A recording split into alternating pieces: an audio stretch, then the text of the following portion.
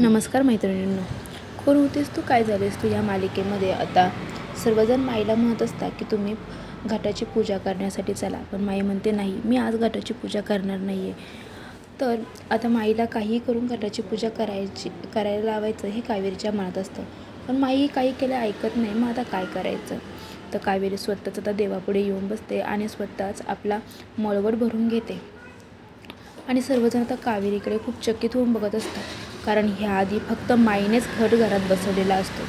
माई ते बेडवरती बसलेल्या असतात. तेवढ्यात माईची जी मुलगी आहे ती येते आणि म्हणते, अगं माई चल लवकर, ती कावेरी ना देवाची पूजा करू राहिली आणि घटस्थापनासुद्धा करणार आहे, तिला तुझे सर्व अधिकार पाहिजे.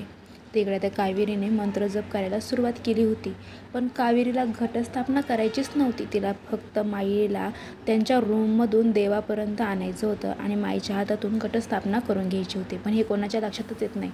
आता माईला खूप राग येतो की बाबा कावेरी घटस्थापना करते. तर माई आता हॉलमध्ये येतात, म्हणते, ए पुरी थांब, काय करतेस तू?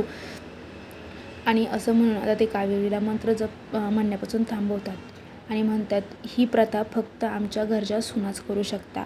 आतापर्यंत घटस्थापनेचा मान फक्त माझा होता आणि तो माझाच राहणार. तुला तो मान कोणी दिलेला सुद्धा नाही आहे, हा मान फक्त माझा आहे.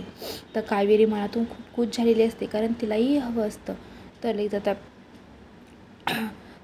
कावेरी माईला म्हणते, तुम्ही करा ना स्थापना, मी कुठे तुम्हाला काय म्हणते. आणि लगेच आता माई पुढे होतात घटस्थापना करण्यासाठी.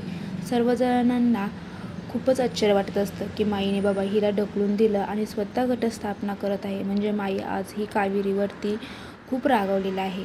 पण इथे आता कावेरीचा विजय झालेला असतो, कारण कावेरीच्या मनामध्ये होतं तीच गोष्ट इथे घडलेली असते. तुम्हाला व्हिडिओ कसा वाटला नक्कीच सांगा आणि कमेंटमध्ये तुमचं मत नक्की कळवा. चॅनलला सबस्क्राईब करायला तर अजिबात विसरू नका. थँक्यू.